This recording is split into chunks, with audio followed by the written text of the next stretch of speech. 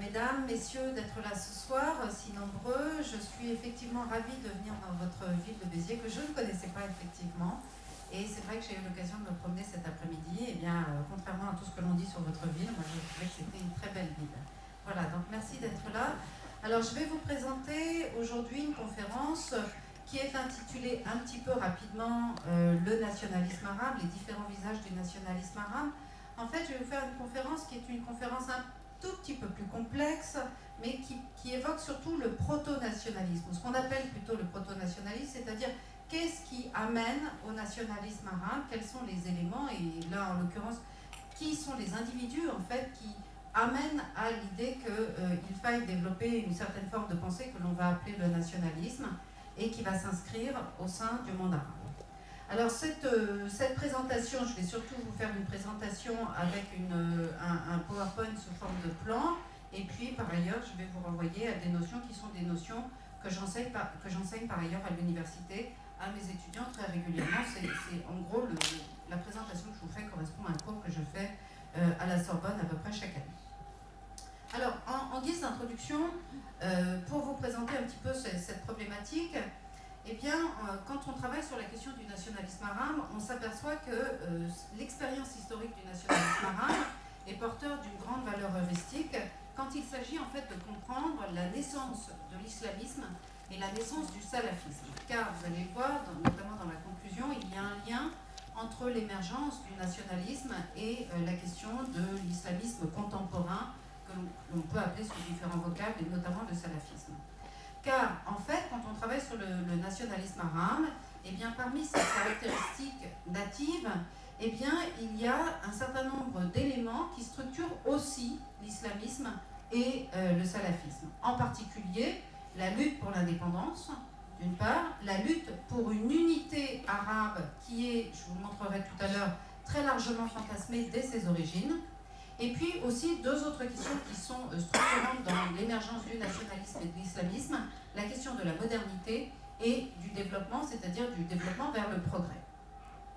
Alors toutes ces questions qui sont au cœur du développement du nationalisme, en réalité ont été portées par différents personnages, si bien que le nationalisme ne devrait pas être utilisé au singulier, mais plutôt au pluriel. Parce qu'en réalité, il y a plusieurs nationalismes arabes avec des essences, des idées et des pratiques différentes. Alors, mon propos ici, c'est de vous montrer qu'il ne faut pas essentialiser le propos sur le nationalisme arabe, sur ce phénomène, parce que ça ne vous permet pas ensuite de comprendre le problème aujourd'hui, du monde arabe aujourd'hui, si vous restez sur l'idée qu'il y a une seule forme de pensée. Cette pensée est très diverse, et c'est précisément ce que je vais essayer de vous montrer dans le propos. Alors, ces nuances, eh bien, apparaissent dès le début. Si je peux avoir ma deuxième slide. Alors, attendez. Je vais le faire de façon manuelle. Voilà. Donc, première partie.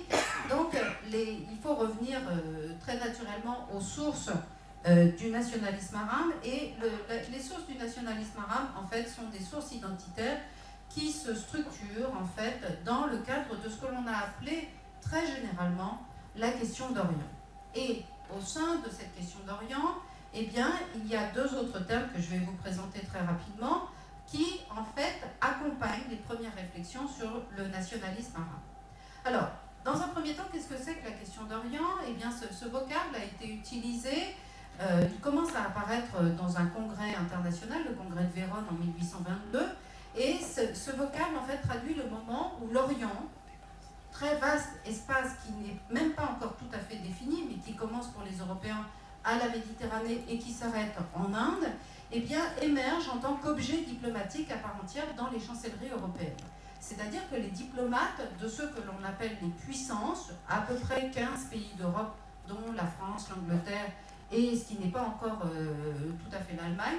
Et ces puissances, en fait, se posent la question de comment appréhender ce territoire qui recouvre en très grande partie l'Empire ottoman. Alors cet espace va pour les chancelleries européennes, de Belgrade à Calcutta, et il devient donc un problème d'ordre géopolitique. en s'emparant de ce vocable, les pays occidentaux, et particulièrement la France et l'Angleterre, qui sont les deux grandes puissances du moment, eh bien, montrent leur volonté en réalité de s'approprier cet espace en dépossédant pour partie les populations ottomanes et arabes de leur propre destin. Alors c'est dans ce cadre général, géopolitique et diplomatique, qu'apparaît, côté ottoman, une réaction que l'on résume aujourd'hui très généralement sous le terme de Tanzimat. Ce terme de Tanzimat signifie réorganisation en arabe, et ce terme, Tanzim au singulier, Tanzimat au pluriel, ce terme désigne le mouvement de réforme et de modernisation qui va secouer l'Empire ottoman entre 1839 et 1878. Les dates sont très précises parce qu'elles correspondent en réalité d'une part à la publication d'un document qui s'appelle le Hati Sherif Humayun, et d'autre part à un congrès en 1878 qui clôt le débat. Et ces tanzimats, en fait, répondent aux besoins des sultans ottomans qui vont se succéder durant cette période, à répondre, en fait, aux craintes qu'ils ont de voir les Occidentaux s'emparer des territoires. Alors, qu'est-ce que l'on trouve dans ces tanzimats? Qu'est-ce qui caractérise ces tanzimats? Eh bien, les sultans ottomans proposent une série de réformes. On parle souvent des réformes par le haut, c'est-à-dire voulues par le pouvoir politique, qui décide d'adopter un système libéral, système politique libéral, d'adopter aussi le progrès technique qui existe en Occident en faisant construire des écoles, et en particulier des écoles polytechniques, pour former en fait leur cadre et se mettre à l'école de l'Occident. Et ces réformes, ces tanzimats, en fait, vont bousculer de façon tout à fait considérable l'ensemble de l'Empire ottoman. La plupart des élites ottomanes vont y souscrire très largement, mais les populations, la population dans son ensemble, va être, elle, tout à fait impactée, le terme n'est pas très joli, mais ça vous permet de comprendre, par ces réformes. Dans ce contexte de tanzimat, un moment important, c'est la date de 1878, je ne sais pas si vous voyez, oui, vous le voyez. Donc en 1878, il y a un traité qui met fin à une guerre qui a eu lieu entre l'Empire ottoman et la Russie, et l'Empire ottoman, eh bien, perd toutes ses provinces européennes. Et ces provinces européennes perdues obligent l'Empire ottoman, donc, qui se résume à le plateau anatolien, ce qu'on appelle la Turquie d'aujourd'hui, l'ensemble des provinces que l'on appelle les provinces arabes, la partie égyptienne, et puis le territoire ici, mais qui est tout à fait littoral, jusqu'à l'Algérie, mais l'Algérie est partiellement occupée déjà par les Français. Donc ce territoire devient un territoire qui est plus arabe et plus turc qu'il ne l'était auparavant, puisque l'Empire ottoman, donc je vous rappelle que l'on appelle depuis 1853 l'homme malade de l'Europe, eh bien n'est plus aussi européen qu'il était précédemment. Donc, dans le cadre de ces réformes des tanzimats, le sultan ottoman est obligé de prendre en considération le changement démographique majeur qui vient de s'opérer, c'est-à-dire un basculement de son territoire qui est devenu plus arabe. Et cette réforme, cette réorientation en fait vers des populations arabes qui parlent l'arabe, eh bien va donner naissance à un mouvement de réforme plus global qui n'est pas là propulsé par le monde turc, mais qui vient des élites arabes, et en particulier des élites arabes qui se trouvent à la fois en Syrie et à la fois en Égypte, qui fonctionnent un petit peu comme un phare intellectuel, eh bien vont propulser un autre mouvement de réforme au sein de celui des tanzimats que l'on appelle la Nahda. La Nahda, en fait, on peut le traduire de différentes manière. Le vieux mot arabe signifie pouvoir et force, et l'expression renvoie à l'image d'un oisillon prêt à s'envoler du nid. On utilise généralement ce terme de Nahda pour désigner les progrès de la civilisation arabe à l'époque des contacts avec l'Occident et au moment des grandes réformes promues par l'Empire ottoman. Ce terme est souvent associé, en fait, dans l'idée des Européens, à la Renaissance italienne ou à un risorgimento italien, et qui permet en fait de faire émerger une nouvelle façon de penser dans le monde arabe. Certains historiens, en particulier des historiens arabes comme Albert Orani, parlent pour cette époque-là de la Nahda qui apparaît vers 1880-1890, d'un liberal age, c'est-à-dire d'une nouvelle façon de penser le monde ottoman et de le penser à la fois de façon turque et à la fois de façon arabe. Alors, dans ce mouvement de pensée de la Nahda va commencer à apparaître l'idée de nation. Et cette idée de nation va s'inscrire sous le vocable de watan en arabe. Idée de nation, en fait, qui est directement empruntée à l'idée de nation européenne et en particulier à l'idée de nation telle qu'elle est défendue en France par Renan. Donc, les concepts européens sont récupérés et transformés en quelque sorte par les populations locales.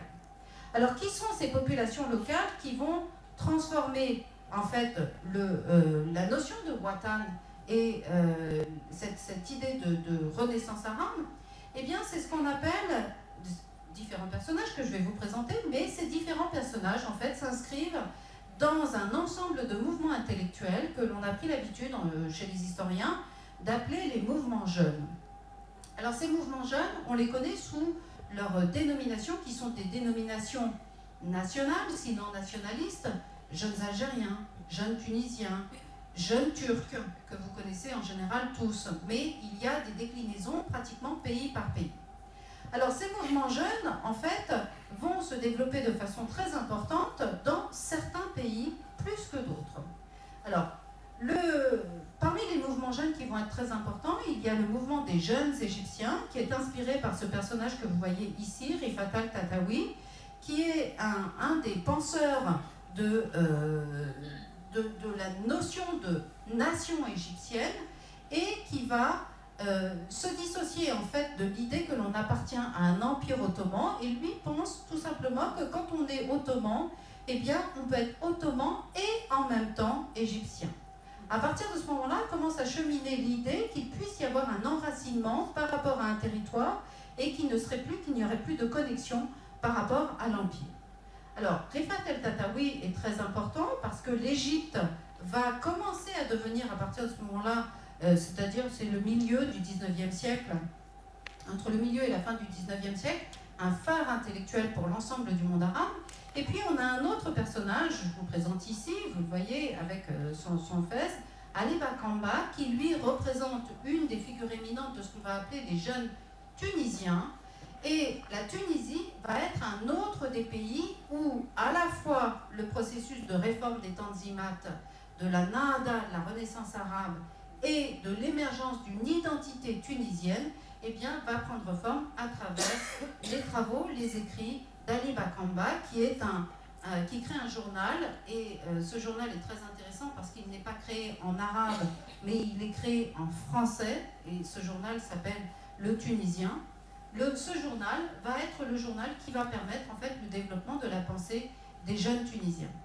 Alors pourquoi parle-t-on de proto-nationalisme et pas encore de nationalisme? Eh bien parce que l'idée de nation chemine, cette idée commence à progresser avec l'intégration en particulier des frontières qui deviennent des frontières qui commencent à représenter quelque chose, c'est-à-dire que par exemple pour la Tunisie, quand Bakamba publie son journal, eh bien, les frontières ont déjà été dessinées par les Français depuis très longtemps, qui se sont emparés de la Tunisie en 1882. Et donc, pour ces jeunes Tunisiens, il n'est pas question de remettre en cause les frontières qui ont été imposées par le colonisateur. Et c'est en cela que l'on parle de proto-nationalisme et non pas de nationalisme, parce qu'il n'est pas non plus question, à cette époque-là, d'indépendance pleine et entière, mais simplement d'une autonomie sur des questions politiques et sur l'éducation qui est donnée aux plus jeunes. Alors l'évolution va arriver aussi de ce que ce cheminement, ces réformes entre Tanzimat et Nahda vont entraîner aussi, surtout intellectuellement, une scission entre les Turcs et les Arabes. C'est véritablement le grand tournant, en fait, et en quelque sorte l'aboutissement des réformes des Tanzimat. Eh bien, au début du XXe siècle, et on pourrait considérer que la date de rupture, c'est 1905, eh bien, on va commencer à parler des Arabes un petit peu différemment que ce que l'on faisait précédemment. Alors précédemment, c'est-à-dire au XIXe siècle, quand on parle de l'arabe, quand on utilise ce vocable d'arabe, en fait, on ne parle que des bédouins. Ça ne désigne pratiquement que les bédouins ou les descendants de tribus de la péninsule arabique, par exemple.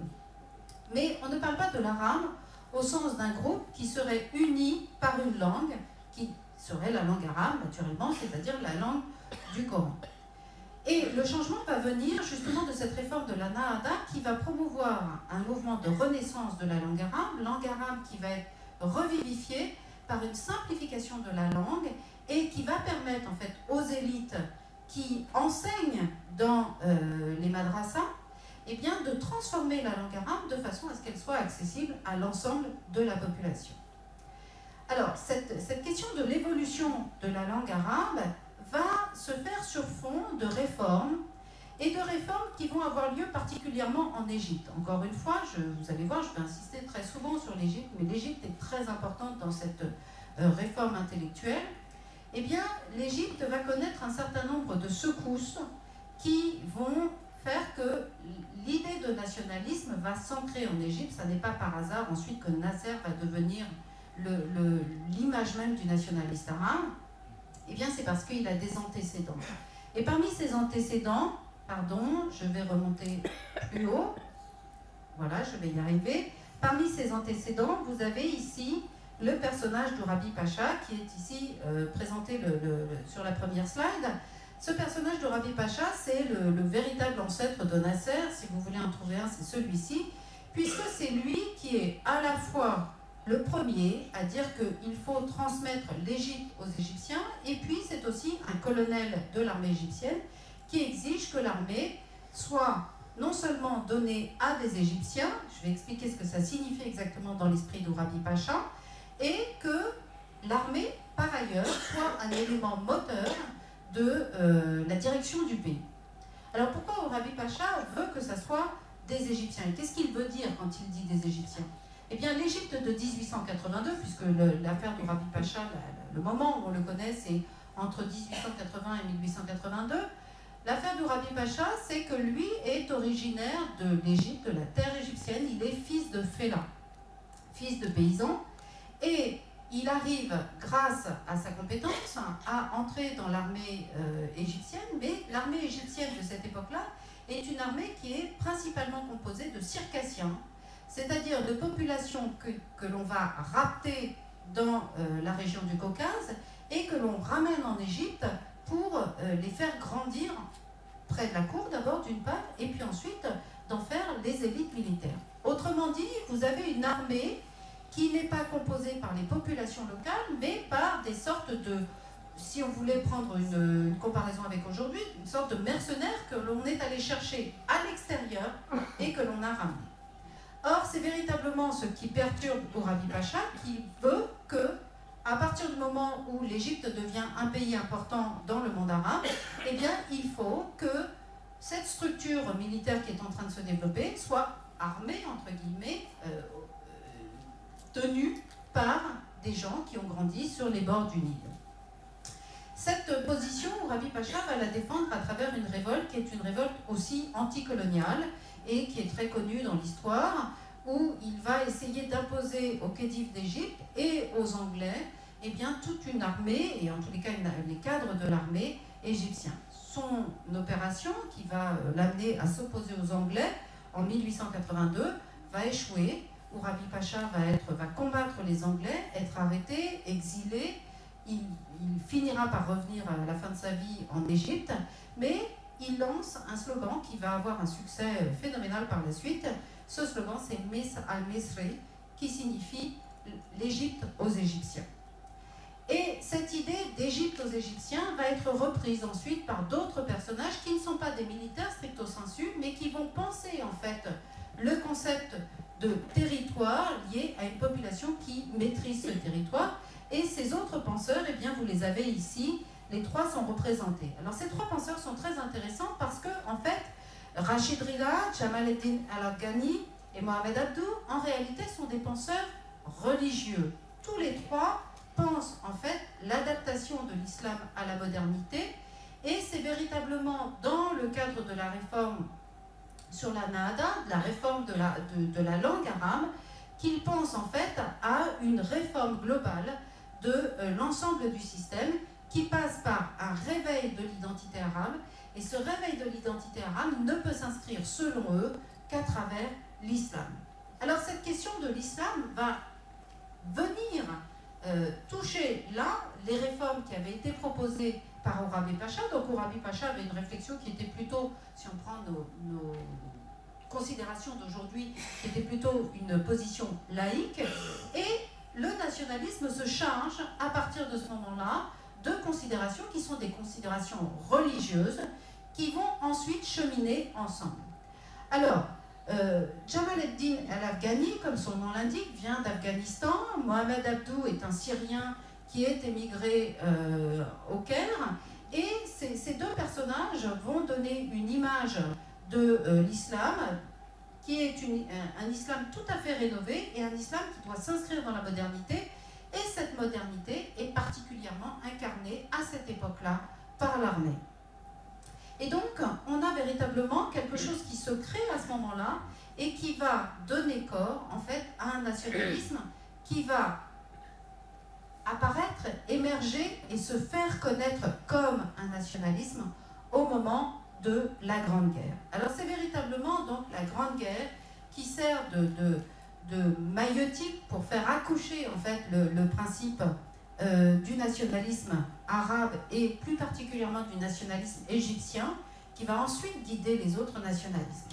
Alors donc je reviens à cette Égypte qui, vous le voyez encore une fois, est tout à fait centrale puisque donc après la révolte d'Orabi Pacha dont je vous ai parlé tout à l'heure, eh bien on assiste très clairement en Égypte à l'émergence d'un proto-nationalisme qui se structure dans les académies militaires et dans des académies militaires qui sont des écoles polytechniques.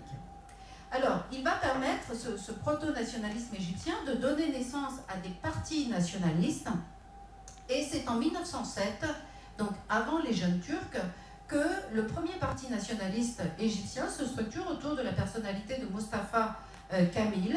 Et Ahmad Lufti al-Saïd crée également un autre parti qui est plus laïque que celui de Mustafa Kamil, mais qui est également un parti qui pense la question de l'identité égyptienne autour d'un territoire qui est désormais bien délimité par le colonisateur britannique.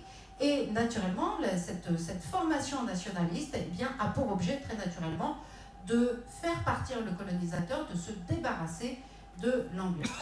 Alors tous deux, ces deux premiers personnages, prônent un nationalisme égypto-centré et ils reprennent le principe de l'Égypte aux Égyptiens qui avait été utilisé en 1882. Ils sont très rapidement rejoints par des intellectuels et des membres de la société civile.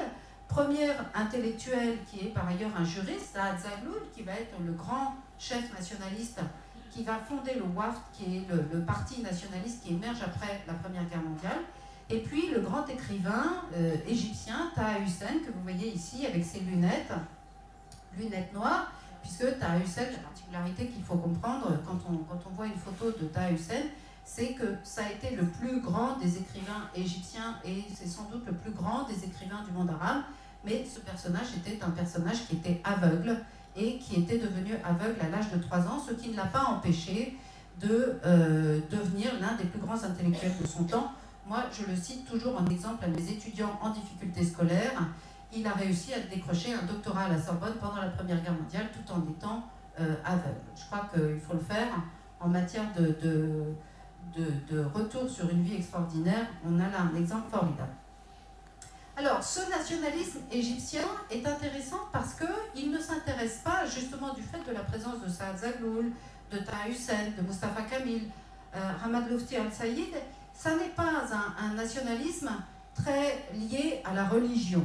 Il est plutôt laïque et vous avez là tous les éléments qui vous permettent de comprendre comment le nationalisme de Nasser a pu se mettre en place. On a tous les éléments qui sont là. Et naturellement, on a parlé tout à l'heure des frères musulmans, et bien la naissance des frères musulmans en 1928, c'est une façon de contrecarrer ou de critiquer ce nationalisme qui est pour les frères musulmans trop laïque et qui montre bien que dès le début, sur la formation du nationalisme, il existe une tension entre un projet politique de type laïque et un projet religieux.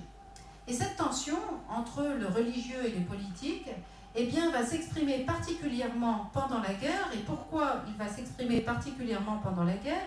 Eh bien parce que la guerre va en fait obliger l'ensemble du monde arabe à réfléchir à cette question de l'islam et à la place de l'islam dans le monde arabe.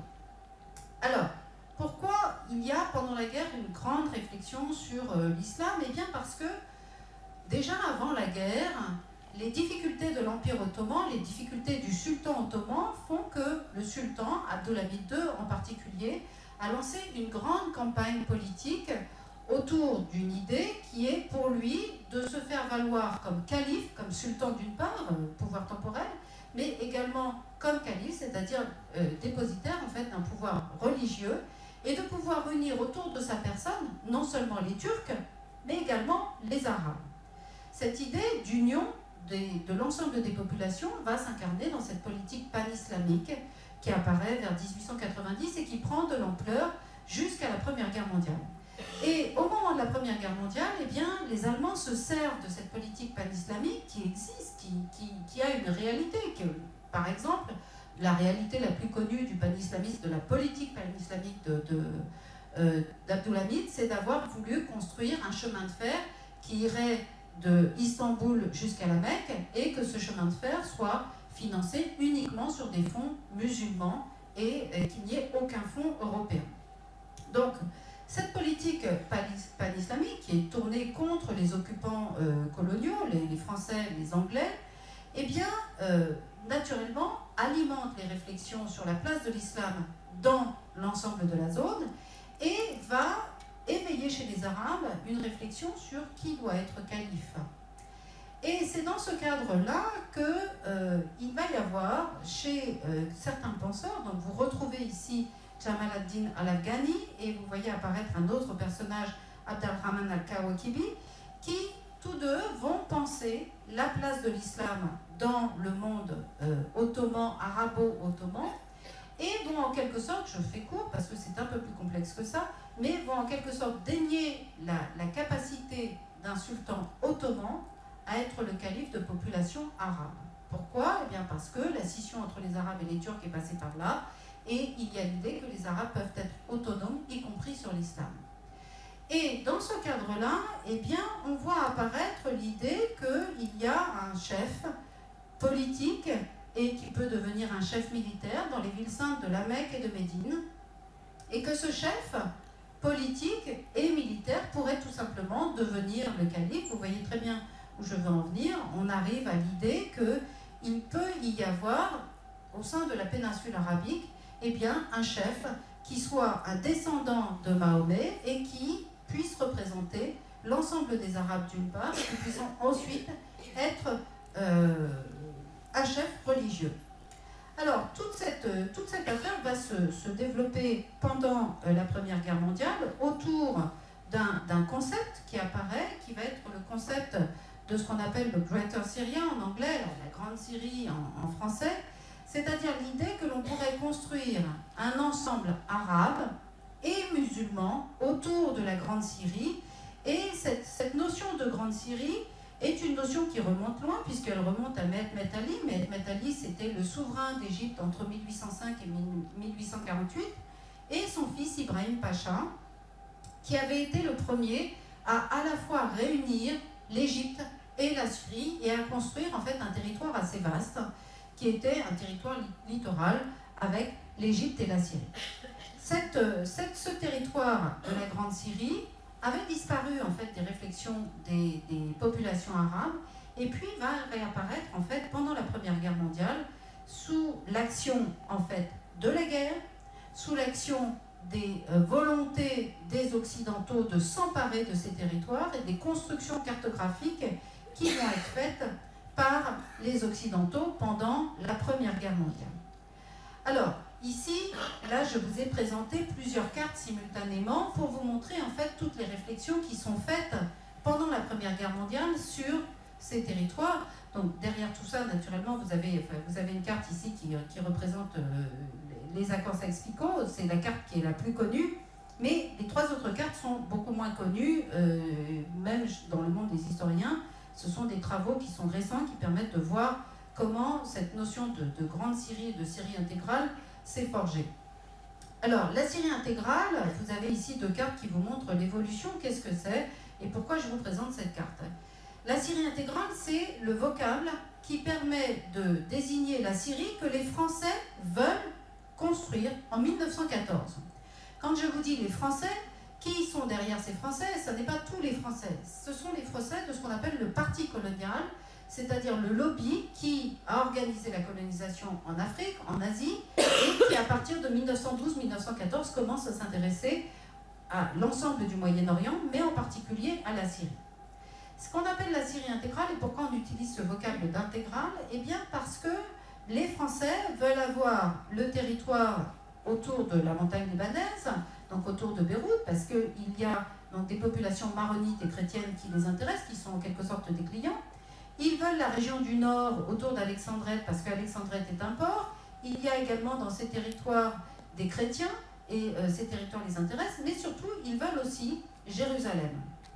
Pourquoi? Bien parce que Jérusalem, c'est la ville 3 fois sainte, et c'est aussi la ville des chrétiens, pas seulement la ville des Juifs et des Arabes, mais c'est aussi la ville des chrétiens. Et pour les Français, ce territoire doit leur revenir si, d'aventure, les Anglais et les Français venaient à se partager les territoires. Or, que se passe-t-il au début de la guerre? Eh bien, au début de la guerre, très rapidement, une fois que sur le front de France, la guerre s'éternise sur le front, Churchill décide de mener une opération de contournement avec les Dardanelles et à ce moment-là s'aperçoit que le canal de Suez, qui est ici, risque d'être menacé par la descente des troupes des Turcs vers le sud et il décide tout simplement de revendiquer la région de la Palestine et de retirer cette Palestine de l'escarcelle des Français.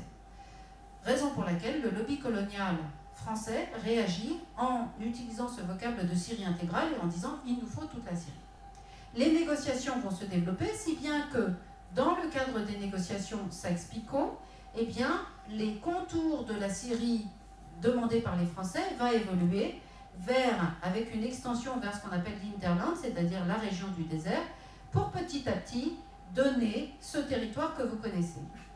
Alors, comment se transforme le territoire? Eh bien, la vraie transformation va venir des propositions de Laurence d'Arabie. C'est la 3e carte qui est ici.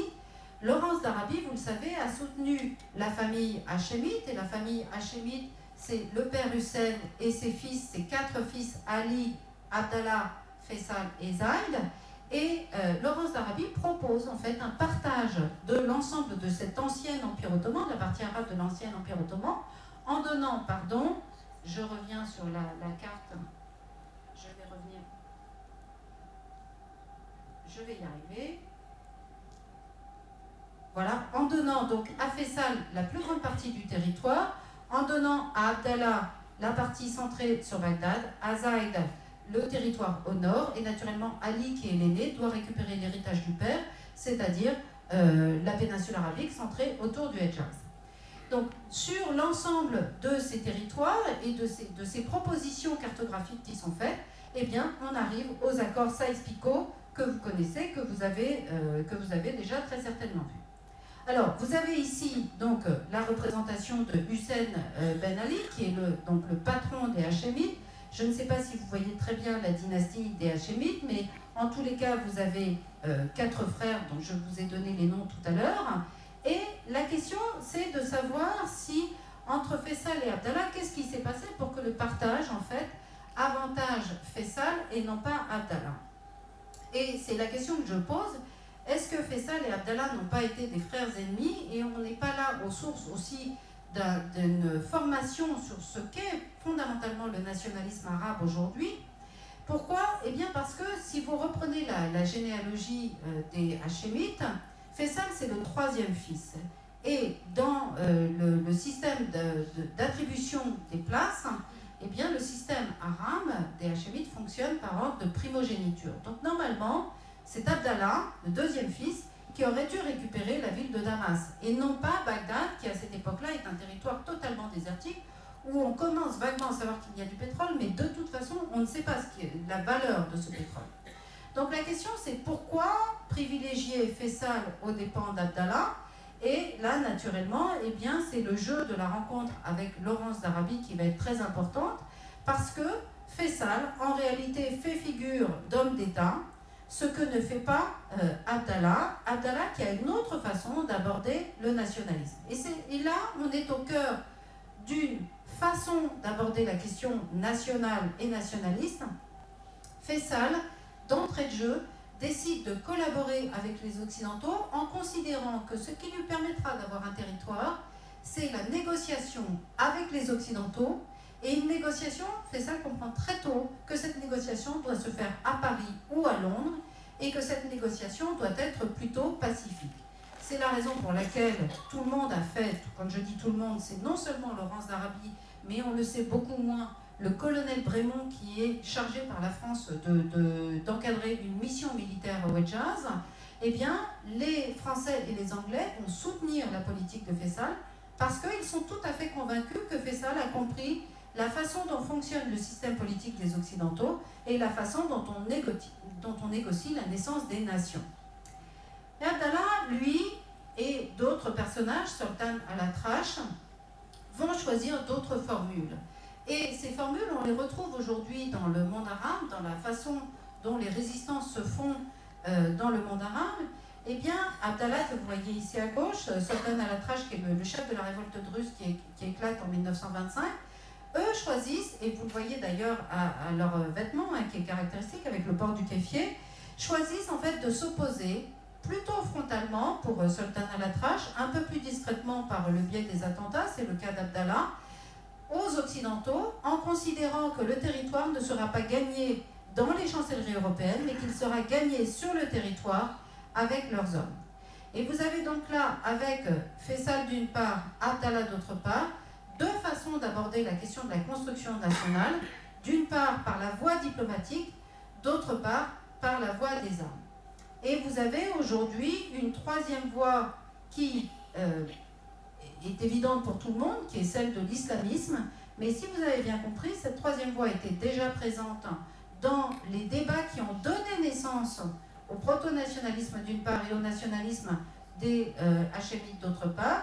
C'est-à-dire que le nationalisme arabe est profondément un nationalisme qui s'est construit sur fond de renaissance arabe, c'est-à-dire sur l'idée que l'arabité, l'identité arabe est importante. Il y a également une profonde volonté de se dissocier du monde turc et de s'opposer au monde turc, y compris par les armes si nécessaire. Et puis, volonté de construire des États en adoptant, et ça c'est très important pour comprendre à la fois la volonté de construire et aujourd'hui de déconstruire ces États, en adoptant les contours qui ont été définis par les puissances coloniales. Et on voit dans cette première période que je vous ai présentée ici, que la question de la religion est apparue en filigrane, toujours. Elle a été évacuée par les principaux responsables, et en particulier les responsables hachémites, mais justement, ces responsables hachémites vont être mis en cause très rapidement par leur concurrent, qui va être leur concurrent pendant toute l'entre-deux-guerres, qui est Ibn Saoud, qui vient redistribuer en quelque sorte les cartes sur cette question du nationalisme en proposant, lui, un nationalisme qui est fondé sur la religion. Et vous avez là, en fait, l'ensemble des composantes du nationalisme arabe, et ce que vous voyez aujourd'hui dans le monde arabe n'est en réalité qu'une traduction des débats qui ont toujours existé, ou qui ont existé, en tous les cas, depuis le milieu du 19e siècle. Voilà, j'ai terminé, je vous remercie, je suis à votre disposition pour des questions.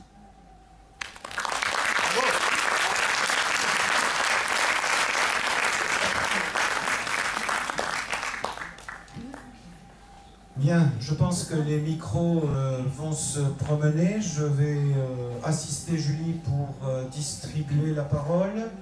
Je vois que ça s'est petit à petit rempli, effectivement, j'avais le dos tourné. Je remercie Emmanuel pour avoir tenu la caméra. Vous savez que vous pouvez revoir ces conférences en ligne sur le site de la médiathèque dans quelques semaines. Je pense notamment à cette intervention qui sera décisive, parce qu'il faut savoir que c'est une des questions du programme du CAPES et de l'agrégation d'histoire pour cette année. Donc voilà, pour certains, ils auront pris un petit peu d'avance, mais à ce moment-là, quand ils seront en âge de passer l'agrégation, je pense à mes élèves que je vois ici, la question du programme aura changé. Mais enfin, un petit peu de connaissance ne pourra pas faire de mal. Donc on attend pour la première question, qui est toujours la plus difficile, donc on passe tout de suite à la seconde. Je t'en prie, Valérie. C'est bon. Bonsoir. J'aimerais savoir, dans le schéma, est-ce que les jeunes arabes, s'ils se positionnaient déjà par rapport à leurs congénères arabophones, les chrétiens, et comment les chrétiens se positionnaient par rapport à ce mouvement? Merci. Merci. Alors, justement, le mouvement Jeunes Arabes n'existe pas. C'est jeunes Égyptiens, jeunes Tunisiens ou jeunes Syriens. Et justement, c'est ça la particularité de ces mouvements jeunes, c'est de s'ancrer dans un territoire. Et alors, la notion d'arabe, c'est en parallèle, en fait, sont considérés comme arabes des gens qui parlent arabe. Donc on peut être effectivement chrétien et être considéré comme arabe. Et c'est toujours le cas aujourd'hui. Vous allez en Syrie, au Liban, un chrétien se dit arabe. Et c'est justement la complexité pour nous occidentaux de comprendre en fait ces nuances qui fait que très souvent on a un regard sur le monde arabe qui est d'abord très largement fantasmé, lié aux travaux des orientalistes occidentaux, mais on n'arrive pas à comprendre cette complexité de l'appartenance au territoire qui est parfois différente de l'appartenance par la langue. Et il y a une troisième appartenance qui est l'appartenance au territoire qui est, lui, dessiné par une frontière. Et aujourd'hui, ce sont véritablement toutes ces problématiques qui sont traitées par les terroristes quand ils cherchent à détruire la frontière avec le bulldozer. Je pense en particulier en 2014, la volonté de l'ISIS de détruire la frontière avec un bulldozer. Mais en tous les cas, la notion de jeunes arabes n'a jamais existé, pour répondre à votre question. Mais par exemple, les Coptes, ils avaient pardon, les Coptes d'Égypte avaient un rôle particulier dans ces mouvements jeunes égyptiens. Alors justement, c'est l'intérêt en fait de ces mouvements jeunes égyptiens, et Mustafa Kamil en particulier, Ahmad Lufti al-Saïd également, ont voulu intégrer dans leurs propositions politiques dans ces mouvements jeunes, d'intégrer les Coptes, et on fait naturellement monter dans les états-majors politiques égyptiens, dans l'entre-deux-guerres, il y a un Boutros Ghali qui est l'ancêtre du Boutros Ghali d'aujourd'hui, qui est copte, avec cette volonté de faire participer les Coptes à la politique du territoire.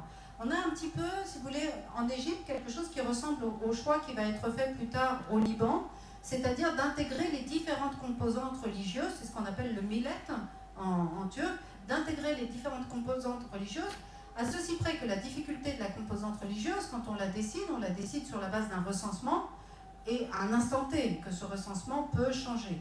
Alors, en Égypte, globalement, les Coptes, en tous les cas, avec les nationalistes des origines, les Coptes ont été intégrés d'emblée dans le système. Mais quand les frères musulmans sont arrivés, on est passé à un système qui était différent. Alors, les frères musulmans ont été longtemps combattus par le pouvoir politique, ils n'avaient pas voix au chapitre pendant très longtemps, mais les frères musulmans n'avaient pas l'intention, eux, en revanche, d'intégrer les Coptes.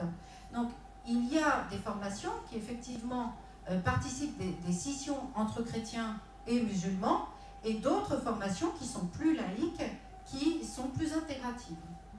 Et Nasser, lui, s'inscrivait en fait dans la lignée des Mustafa Kamil, avec la volonté d'intégrer les Coptes. Merci. Bien, merci. D'autres questions, certainement? Là, vous avez eu... Alors, vraiment, je pense qu'il faut mesurer peut-être l'importance de ce moment. Merci, Michel. La question... Oui, allez-y, monsieur, c'est clair. La question... Vous avez mis la reproduction de la photographie d'Abdulhamid. Pendant ce temps où il y a des jeunes égyptiens, jeunes tunisiens, même jeunes algériens, qu'en est-il des jeunes turcs? Et quels peuvent être, ou quels ont été les rapports entre les jeunes turcs qui se manifestent pendant la même période et qui déboucheront en définitive sur le pouvoir de Mustafa Kemal, y a-t-il eu des rapports d'abord? S'il y en a eu, quels sont-ils entre les jeunes turcs et ces différents jeunes arabes? Très bien, oui, effectivement, c'est une question importante. Alors les jeunes Turcs, les jeunes Tunisiens, les jeunes Turcs, les jeunes Égyptiens, les jeunes Algériens, bien sûr, sachez-le, il existe aussi les jeunes Sénégalais en Afrique, enfin, tout ça c'est une composante globale, sont tous issus en réalité d'une même origine qui est les jeunes ottomans, qui sont des formations qui apparaissent dans le cadre des Tanzimat, et qui cherchent en fait à trouver une sorte de modus vivendi avec un sultan qui resterait au pouvoir, mais un sultan qui organiserait un système constitutionnel.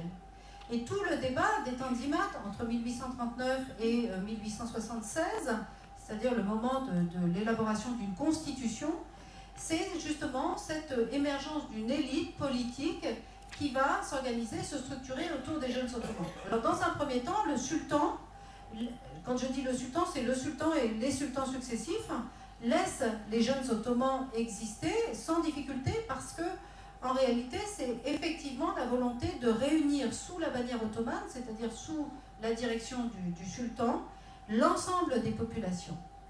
Mais à partir de 1800, donc en 1876, il y a une constitution qui est proposée. Et très rapidement, le sultan ottoman s'aperçoit qu'il ne peut pas gouverner avec des positions très diverses et il décide de suspendre cette constitution. Et c'est précisément au moment de la suspension de cette constitution que le mouvement des jeunes ottomans commence à éclater dans différentes structures qui vont être plus nationales, c'est-à-dire avec une revendication plus marquée de façon identitaire. Et les jeunes Turcs, en fait, sont issus de ces formations, c'est-à-dire l'idée que finalement on ne peut pas être ottoman parce qu'il y a des Arabes, il y a des populations européennes, mais en revanche on peut être turc et on peut valoriser une identité turque qui serait centrée sur le plateau anatolien. Et donc on voit apparaître à partir des années 1890, et ça mature jusqu'à 1908, moment de l'émergence des jeunes Turcs tout à fait officiellement, on voit apparaître ces systèmes de pensée, et qui sont des systèmes de pensée qui s'expriment via la presse. Toute cette période, c'est un grand moment de développement de la presse en Europe, mais également en Orient. Et ces mouvements vont créer en fait des journaux qui vont permettre de s'exprimer. Alors naturellement, tous ces journaux communiquent entre eux, et à ma connaissance, il n'y a pas de travaux comparatifs qui sont faits sur les différents mouvements jeunes. Ça serait très intéressant que des étudiants se lancent dans ces travaux. Et ça suppose de maîtriser le turc et l'arabe pour comparer, et le français et l'anglais, pour comparer l'ensemble des publications. Mais il y a bien sûr des points d'ancrage extrêmement importants. Le point d'ancrage particulier, c'est au fond, la question fondamentale, c'est qu'est-ce que c'est que l'identité? Comment on se définit de façon identitaire dans un empire ottoman dont tout le monde sent que c'est la fin et qu'il va falloir trouver une nouvelle forme d'identité? Est-ce que c'est par la langue? Est-ce que c'est par le territoire? Est-ce que c'est par la religion? Et tout ça, eh bien, aujourd'hui, le monde arabe, dans sa grande globalité, n'a pas complètement répondu à la question. Et aujourd'hui, dans les réflexions qui sont faites, il y a en plus la question de, j'en ai assez peu parlé, mais c'est pourtant fondamental dans les réflexions, la question de la modernité. Que fait-on avec la modernité venue de l'Occident? Question qui tue. Je vous en prie. Attendez, je fais passer le micro, oui. Voilà. Merci. Direz-vous, madame, que le mouvement Nada, qui est une espèce des lumières, ou en tout cas un mouvement de renaissance du nationalisme arabe, un peu laïque, même si ça ne l'est pas totalement, en tout cas avec une définition stricte, direz-vous que ce mouvement a été contré en même temps par la naissance du wahhabisme, dont l'origine est en Arabie Saoudite, et que ce wahhabisme, qui est un mouvement, enfin en tout cas un courant sectaire, dont on voit les conséquences de nos jours, et que ce mouvement, comme il a été, le wahhabisme, comme il a été soutenu par les États-Unis, par rapport à la découverte du pétrole, par rapport à, quand on voit la photo d'Eisenhower et puis du roi voilà, sur le bateau là, donc voilà. Et donc, est-ce qu'on peut dire que ce mouvement Nada, qui est une forme de mouvement des Lumières, a été contré et petit à petit détruit dans l'œuf par le wahhabisme et dont on voit les conséquences désastreuses de nos jours. C'est-à-dire que c'était une évolution interne et tranquille, pacifique du monde arabe qui a été contrée par le wahhabisme et avec l'aide de l'Occident et notamment par rapport à l'emprise ou en tout cas à la volonté de s'accaparer le pétrole et ce contrat entre le wahhabisme, vous nous donnez le pétrole et on vous protège, enfin voilà, je pense. Alors, bon, je n'avais pas intégré la question du wahhabisme dans ma communication, sinon ça aurait été trop long. Mais alors, sachez-le, le wahhabisme, en fait, n'existe pas depuis le XXe siècle. Il existe depuis le XVIIIe siècle.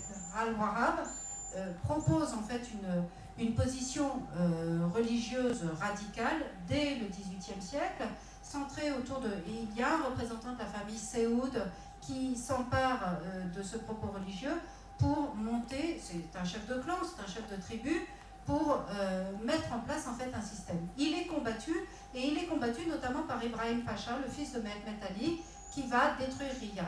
Donc le wahhabisme, il y a un wahhabisme du 18e qui a disparu. Et la question, votre question, c'est le lien avec la Nahda. La Nahda n'est pas à proprement parler un nationalisme. C'est un mouvement de pensée qui est porté par des intellectuels qui ont envie de revivifier la langue arabe, de lui donner corps, et plus en opposition par rapport au monde turc qui les étouffe, ou par rapport au monde occidental. C'est plus un outil de lutte contre les Occidentaux. Et de ce point de vue, cette revivification de la langue arabe va servir le wahhabisme de Saoud, de celui du XXe siècle. C'est-à-dire que quand Saoud commence à apparaître sur la scène politique, il apparaît pour dire « les Hachémites, vous êtes des mauvais musulmans ». Parce que vous avez fait alliance avec les Occidentaux et vous avez donc trahi la cause arabe et plus encore, vous avez trahi la cause musulmane. Donc c'est une question de pureté vis-à-vis de l'islam qui va être mise en avant et ça n'est pas tant en réalité la question de la langue en tant que telle. Donc c'est une question qui est là tout à fait centrée sur la religion. Après, alors la question avec les Américains et la façon dont les Américains vont se servir de Saoud, globalement, c'est une question qui est d'ordre géopolitique. C'est-à-dire que les Anglais ont toujours été les protecteurs des Hachémites, les Français étaient centrés sur la région Syrie-Liban, et les Français protecteurs des Maronites, et après 1956, après l'affaire de Suez, eh bien, Français et Anglais sont priés de quitter le Moyen-Orient, ce qu'ils font. Et à ce moment-là, c'est le moment de la pleine puissance de Saoud, qui a réussi à installer un royaume en 1932, et c'est aussi le moment où se révèle l'importance des puits de pétrole, et où on commence à savoir financièrement qu'il y a beaucoup d'argent. Et là, les grandes puissances, l'enjeu, c'est entre la Russie, qui est la Russie soviétique, et les Américains, et il est plus facile pour les Américains de négocier avec Saoud, et inversement, pour Saoud, il est plus facile pour Saoud de négocier avec les Américains que de négocier avec les communistes. Donc c'est un pacte bien compris de part et d'autre, du côté de Saoud et du côté des Américains, les Américains pour le pétrole, d'accord, mais Saoud aussi, ça lui permet aussi de s'ancrer dans le territoire, de discréditer définitivement la famille des Hachémites, à qui on va laisser quelques portions concrues. Alors, Faisal va finir finalement en Irak, et puis on a aujourd'hui un descendant en Jordanie, descendant d'Abdallah, qui va finir par avoir un royaume qui n'est pas très puissant. Voilà, donc le grand vainqueur, en réalité, c'est Saoud, et il est le grand vainqueur avec un nationalisme qui est à la fois centré sur un territoire et qui est musulman. C'est ça, la réalité de la structure. Voilà. Et aujourd'hui, en réalité, ça, ce sont des choses que j'ai déjà écrites, quand il y a le mouvement islamique, l'État islamique, l'État islamique cherche à détruire quoi? Eh bien, la puissance des Hachémites et des Séouds. Il faut se débarrasser de ces deux grands rivaux pour créer en quelque sorte une troisième structure qui évacuerait deux structures qui aujourd'hui sont totalement discréditées. Les Hachémites, parce qu'on considère qu'ils ont fait leur temps, et les Séouds, parce qu'on considère que l'islam représenté par les Séouds est à la fois trop radical, mais aussi très hypocrite. Donc, un autre type d'islam qui se veut plus pur que l'islam des Saouds.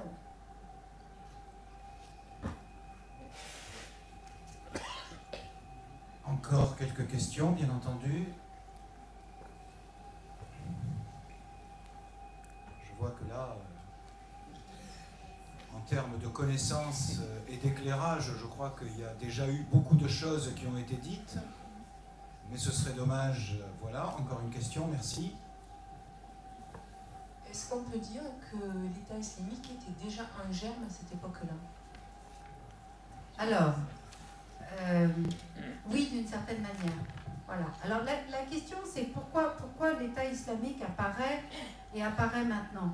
Eh bien, en fait, si on regarde bien, la question du réformisme musulman, c'est-à-dire qui est porté par Abdou al-Afghani, c'est-à-dire sur la réforme de l'islam, comment l'islam doit s'intégrer, qui est porté par les frères musulmans. Donc c'est toute la réflexion des années 20, des années 30 sur la modernisation de l'islam. Cette réflexion va être en quelque sorte fossilisée par l'essor des nationalismes représentés par des laïcs comme Nasser. Nasser, le parti basse, toutes les structures qui vont se mettre en place entre les années 40 et jusqu'aux années 70-80, eh bien, évacuent en fait du monde arabe la question religieuse. On ne veut pas entendre parler de la religion, sauf en Arabie Saoudite, où Saoud a un terrain à lui tout seul que personne ne lui conteste.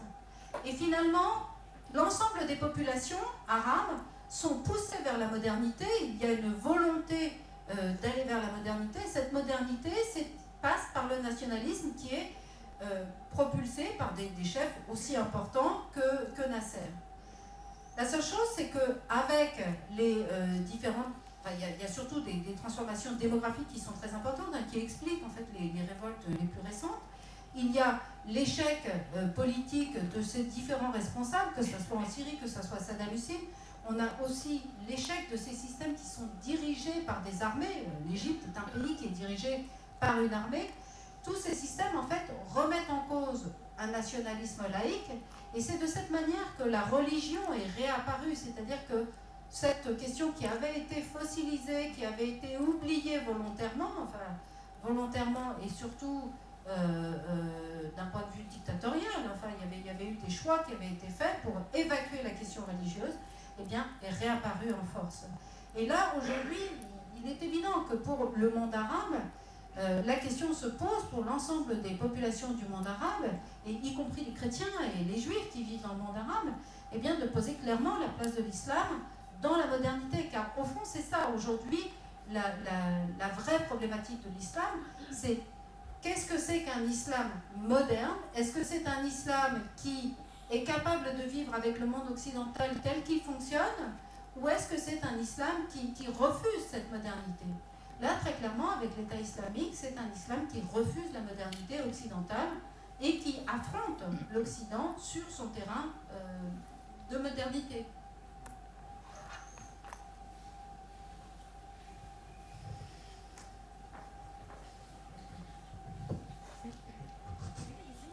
Oui, vous avez parlé tout à l'heure en introduction en disant que le nationalisme arabe, le nationalisme arabe partait de la Bulgarie jusqu'à pratiquement l'Inde, c'est ce que j'ai compris. Qu'en est-il de la partie iranienne? Iranienne, pardon. Y a-t-il eu aussi ce même phénomène dans la partie chiite, enfin la partie iranienne? Alors, oui, effectivement, il y a également, du côté de l'Iran, et même du côté de l'Inde, sachez-le, il y a également toute une réflexion. Alors, c'est un terrain de recherche que je connais moins, mais je crois que les jeunes Iraniens ont existé aussi. Il y a aussi des réflexions proto-nationalistes et nationalistes. Alors, si ce n'est que du côté de l'Iran, il y a aussi toute une histoire très lourde avec la Perse, avec les Safavides, qui structure aussi le pays, et qui permet en quelque quelque sorte de compenser les errements des réflexions nationalistes qui se font de façon un peu compliquée du côté du monde arabe. Ils ont un héritage qui est plus solide et qui leur permet en fait de compenser très largement. Il en va de même en Inde, où en fait il y a aussi d'autres composantes qui permettent de structurer les territoires d'une autre manière.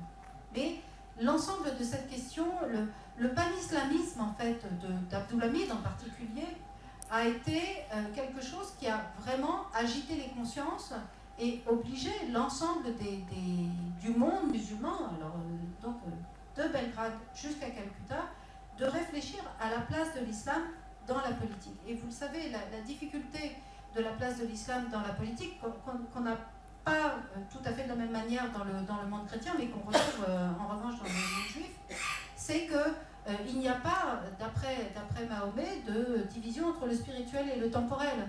Et c'est véritablement un des éléments qui rend la question de l'islam en politique toujours assez compliquée. Donc après, c'est un choix au cas par cas, pays par pays.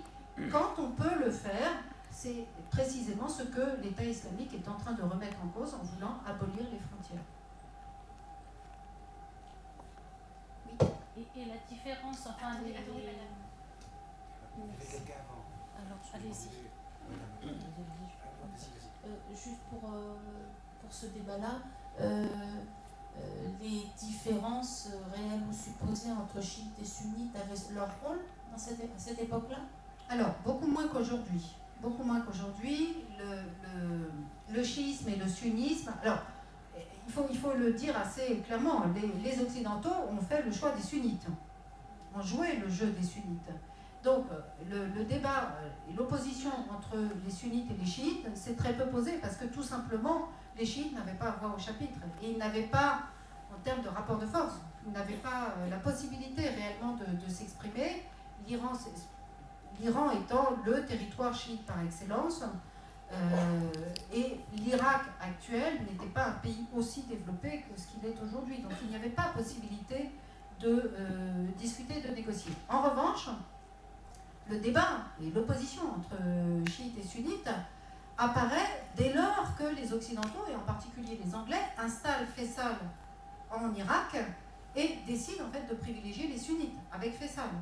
Et là, il crée une situation compliquée, qui est celle d'aujourd'hui, qui est d'avoir des populations chiites, avec des notabilités chiites, qui attendaient de pouvoir avoir voix au chapitre, et qui sont relégués dans des positions subalternes. Et là, le problème apparaît à ce moment-là. Et il est évident, bien évidemment, que les Occidentaux, dans leur choix de partage des territoires, ont en partie créé, pas forcément sciemment, mais ont créé, malgré eux, les conditions de l'explosion d'aujourd'hui. Ça, c'est évident, bien évidemment.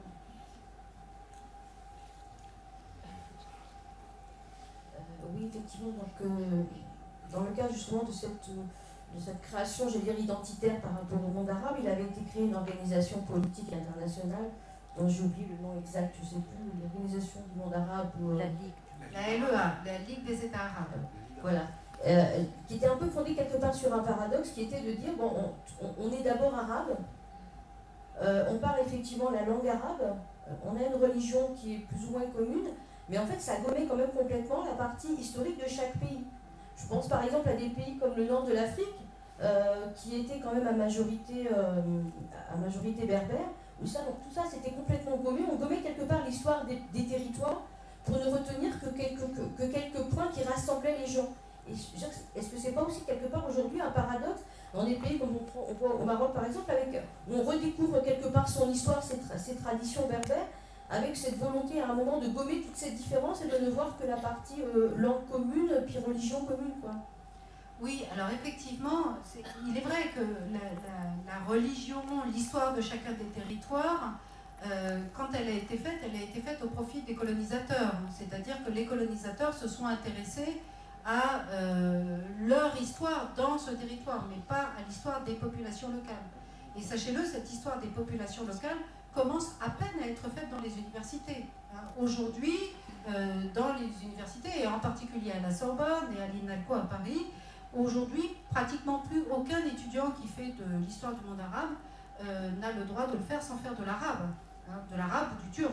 C'est-à-dire qu'on les pousse à apprendre les langues locales pour pouvoir faire un terrain de recherche un jour, éventuellement, en tous les cas travailler les textes d'origine. C'est véritablement un choix qui est fait aujourd'hui et que l'on doit par exemple à Catherine Mayer-Jaouen qui insiste beaucoup sur ce point-là.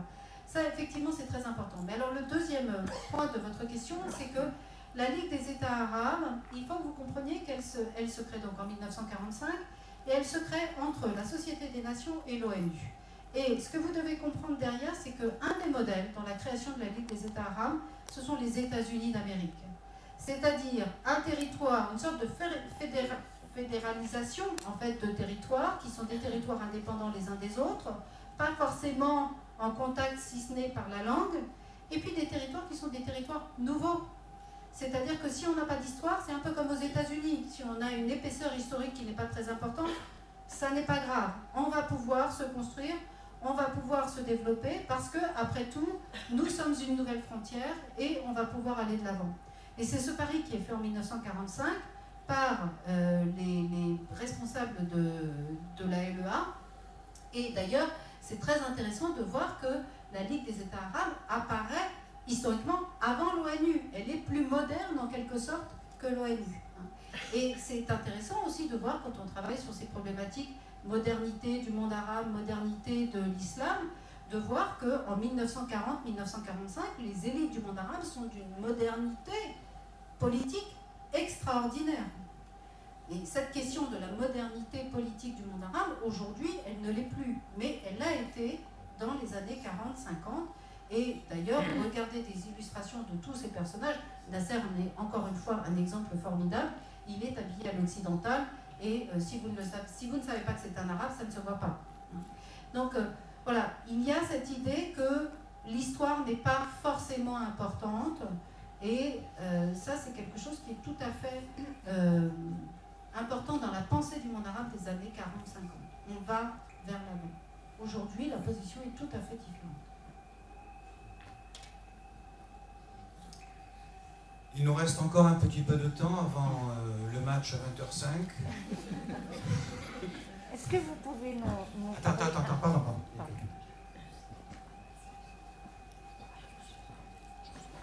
Merci. Oui, je voulais juste vous faire part d'une vidéo que j'ai vue récemment, montrant Nasser se moquant du voile islamique. C'était en 1953, je crois. Oui, alors vous voulez peut-être... Dites ce qu'il dit, cette vidéo est très connue. Allez-y, expliquez, parce qu'elle est assez amusante, la vidéo. Alors bon, je la fais pour vous. Donc Nasser, en fait, est dans une assemblée politique très importante, et en fait, il est apostrophé par un responsable en lui disant il faut que ta fille porte le voile. Et sa fille ne porte pas le voile. Et il explique qu'il a eu une discussion avec un des grands responsables religieux de l'Égypte et que ce responsable religieux de l'Égypte n'arrive pas à faire porter le voile à sa fille. Et alors il se retourne vers l'Assemblée et il dit « Mais comment voulez-vous que moi j'arrive à faire porter le voile à ma fille ?» Et là, la salle s'esclaffe et voilà, Nasser a gagné son pari. Voilà. Alors c'est vrai que Nasser, sur cette question du voile, a une position qu'aujourd'hui on juge moderne. Mais alors cette question du voile est pour nous occidentaux, on voit toujours le port du voile comme une arriération et comme un retour des femmes à la maison. Moi, pour enseigner l'histoire du monde arabe à la Sorbonne depuis une dizaine d'années, j'ai naturellement chaque année, et vous le savez, dans les universités, l'interdiction du voile n'est pas valable, hein, donc j'ai quelques femmes voilées dans mes TD chaque année. Et donc chaque année, à peu près à la période du 8 mars, donc là pour moi c'est la semaine prochaine, je fais un TD sur la question du voile et du dévoilement dans le monde arabe, et on l'aborde naturellement sur un plan historique, c'est-à-dire quand est-ce que cette question du dévoilement s'est posée et quand est-ce que le voile est revenu. Et je demande chaque année à mes étudiantes qui sont voilées de venir nous expliquer pourquoi elles portent le voile. Et les premières années où je l'ai faite, alors il faut revenir en arrière, hein, il y a 10 ans, le port du voile ne choquait pas tant que ça. C'est venu de plus en plus nous choquer, nous occidentaux, parce qu'il y a l'État islamique.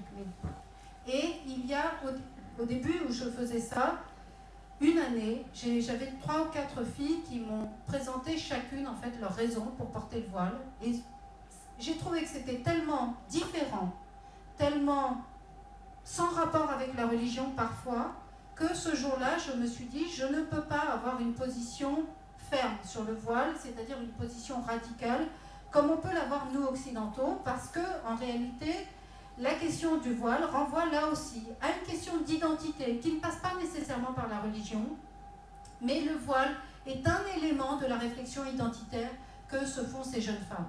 Alors, pour vous dire les raisons que j'avais et qui reviennent de façon récurrente, j'avais des jeunes filles qui me disaient « moi je porte le voile pour sortir de ma cité ». Simplement pour ça, parce que sinon je ne sors pas, je ne vais pas à la fac. Il y avait une jeune fille qui m'a expliqué très doctement, très clairement, qu'elle voulait comprendre ce que sa mère et sa grand-mère et ses femmes avant elle avaient vécu. Et que dans sa famille, son père s'était opposé à elle parce que son père ne voulait pas qu'elle porte le voile. Mais qu'elle, à la recherche de son identité familiale, elle était dans une recherche féministe. Et puis une troisième qui avait un rapport plus lié à la religion, c'est la religion qui nous a dit de mettre le voile. Et d'autres qui me disaient, non, la religion ne dit pas qu'il faut mettre le voile, mais pour telle et telle raison, je le mets.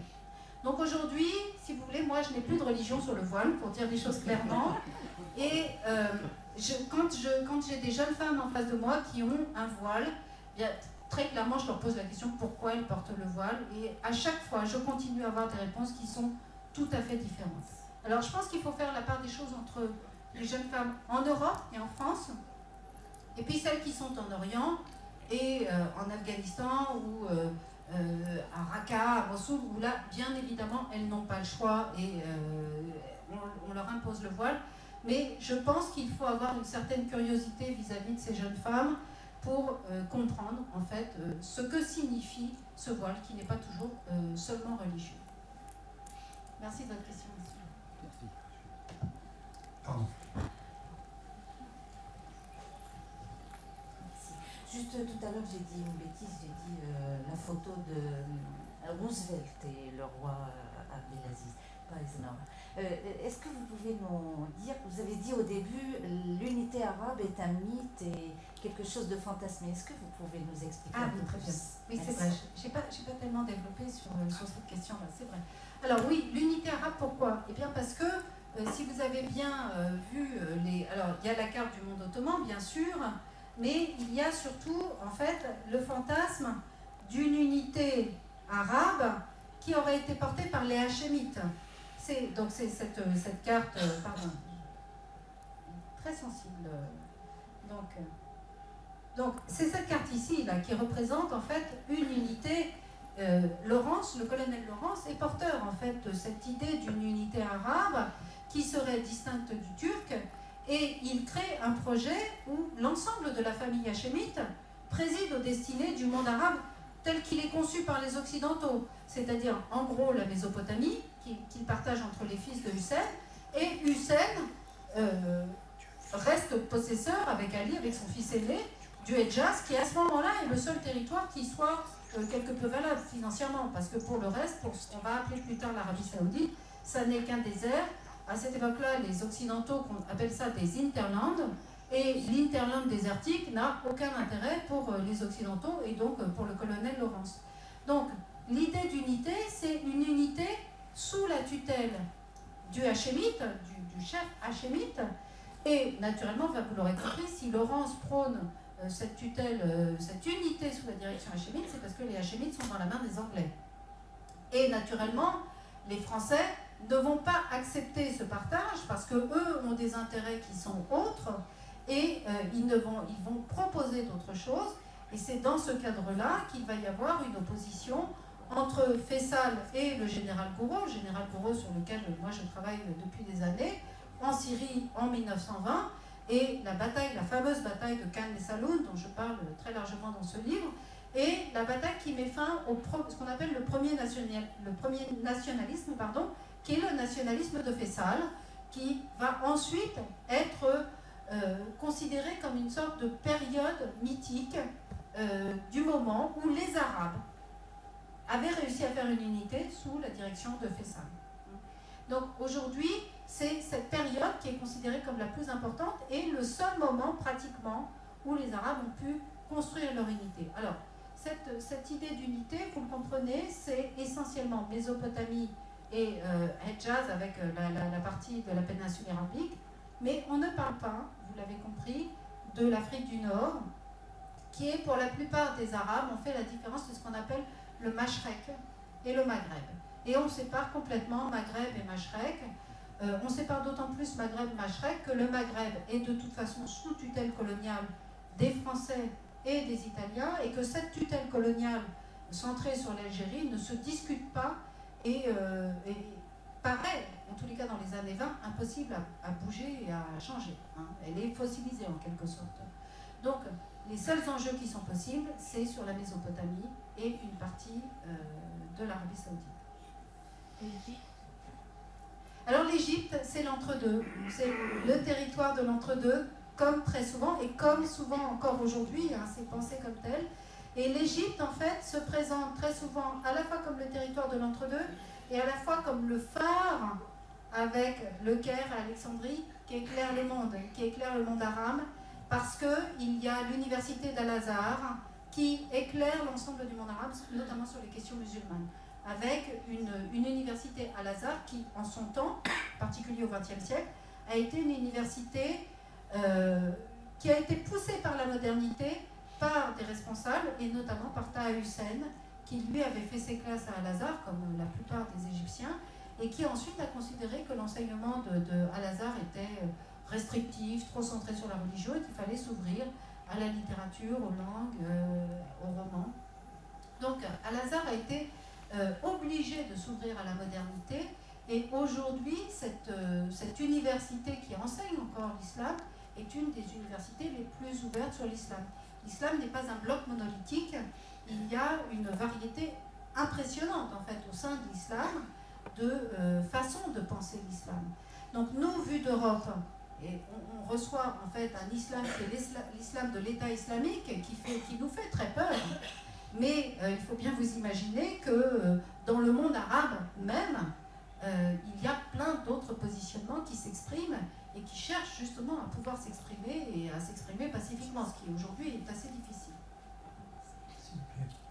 Est-ce qu'on peut, si on peut faire un peu de prospective, est-ce qu'on peut dire que le printemps arabe qu'on a vécu ces dernières années est une des conséquences de ce nationalisme que vous nous avez expliqué? Alors pour moi oui. Pour moi oui, les printemps arabes sont une des conséquences de cette réflexion sur les identités, sur l'essor de ces pays, et avec une donnée fondamentale que les journalistes oublient souvent de remettre sur le devant de la scène, mais qui est pourtant fondamentale, qui est à la fois une jeunesse, qui est une jeunesse globalement éduquée, même si elle a été éduquée sur fond de dictature et de pensée politique un peu pervertie, mais globalement une jeunesse éduquée qui n'a pas de travail. Et en Syrie, puisque les problèmes en commun sont partis de la Syrie, avant que n'explosent les problèmes, il y a eu une crise agricole, une crise frumentaire, en fait, simple. Hein, alors, sans aller jusqu'à dire que on avait la même chose juste avant 1789, mais on retrouve quand même un certain nombre de caractéristiques, c'est-à-dire une crise économique majeure qui fait qu'une jeunesse globalement éduquée réclame sa part, en quelque sorte, de la vie politique. Et c'est ça qui lui a été refusé par la famille El-Assad.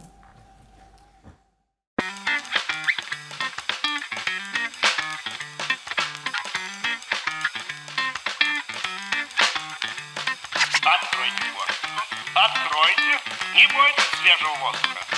Прошу вас расстегнуть воротничок и ослабить пояс. Ноги соединяйте.